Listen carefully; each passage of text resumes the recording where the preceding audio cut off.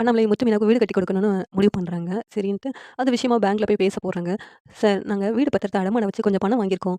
அதில இன்னும் கொஞ்சம் பணம் கிடைக்குமான்னு சொல்லுங்களேன்." அப்படின்ட்டு இங்க அண்ணாமலை கேட்குறாங்க. "சரிங்க சார் பார்த்து சொல்றேன்." அப்படின்னு சொல்லிட்டு பார்க்கும்போது, "சார் நீங்க உங்க வீட திருப்பிட்டீங்களே ஃபுல் கேஷ் குடுத்துட்டு." அப்படிங்கிறாங்க. "என்ன சார் சொல்றீங்க?" அப்படின்னு கேட்கும்போது, "ஆமா சார். நீங்களும் உங்க ஒய்ஃப் தான் இதில சைன் போட்டுருக்கீங்க. வீட திருப்பிட்டீங்க சார்." அப்படிங்கிறாங்க. "நான் சைன் போட்டேனா?" அப்படின்ட்டு அண்ணாமலை அதிர்ச்சி ஆகுது. நேரா வீட்டுக்கு போறாங்க. விஜயா தான் ஏதோ பண்ணியிருப்பான்னு சொல்லிட்டு, விஜயா விஜயான்னு கூப்பிடுறாங்க. "என்னங்க என்னாச்சு? எதுக்காக கத்துறீங்க?" அப்படின்னு சொல்லி கேட்டதும், "நீ எப்படி ஃபுல்லா பணத்த குடுத்து வீடு பத்திரத்த திருப்புவ? எப்படி கிடைச்சுச்சு? அதுவும் இல்லாம என்னுடைய சைன் யார் போட்டா?" அப்படின்னு அண்ணாமலை கேட்குறாங்க. அதான் அந்த ஃபைனான்சியர் சொன்னார்லங்க, "அந்த பணத்த வாங்கிட்டு எப்படியாவது நம்ம வீடு பத்திரத்த திருப்பிடலாம்ல. எதுக்கு அதுக்கு போய் நம்ம வட்டி கட்டணும் அப்படின்னு நான் அப்படி பண்ணிட்டேங்க. என்ன மன்னிச்சுடுங்க." அப்படின்னு விஜயா சொல்றாங்க.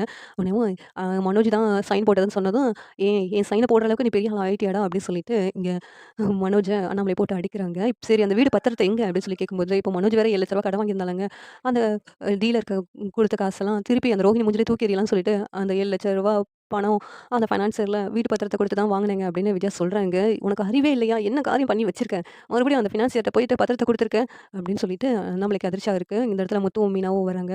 மீனா இருந்துகிட்டு, "மாமா எனக்கு அப்பவே தெரியும் மாமா. ஆனா இவங்க ரூ. 7,00,000 கடன் வாங்க போறாங்கன்னு நெனச்சேன். ஆனா இந்த பத்திரத்த குடுத்து தான் கடன் வாங்க போறாங்கன்னு எனக்கு தெரியாது.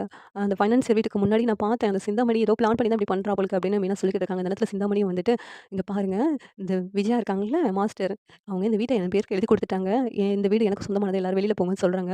இத கேட்டு அண்ணாமலை ஷாக் ஆயி நின்னுட்டு இருக்காங்க. முத்து இருந்துட்டு, "இது எங்க அப்பாவோட வீடு. எங்க அப்பாவோட சைன் இல்லாம நீ எப்படி இந்த வீட எழுதி வாங்குவ?" அப்படின்னு கேட்கும்போது, அதான் உங்க அப்பா தான் சைன் போட்டுருக்காருன்னு சைன்லாம் காமிச்சிட்டு இருக்காங்க. இந்த நேரத்துல அண்ணாமலை எப்படியும் மயங்கி விழுந்துடுறாங்க நெஞ்சு வலியோட. முத்துவும், மீனாவும் அதிர்ச்சியா நின்னுட்டு இருக்காங்க. விஜயாவும் அதிர்ச்சியா இருக்குது. உடனேவும் "சிந்தாமணி இது என்னுடைய வீடு. நீ ஏமாத்தி வாங்கணும்னு நெனச்சு இப்படிலாம் ஃப்ராட் பண்ணிட்டு இருக்க." அப்படின்ட்டு அடிக்க போறாங்க முத்து. "ஏய் மரியாதை வெளிய போங்கடா" அப்படின்னு சொல்லிட்டு விரட்டுறாங்க.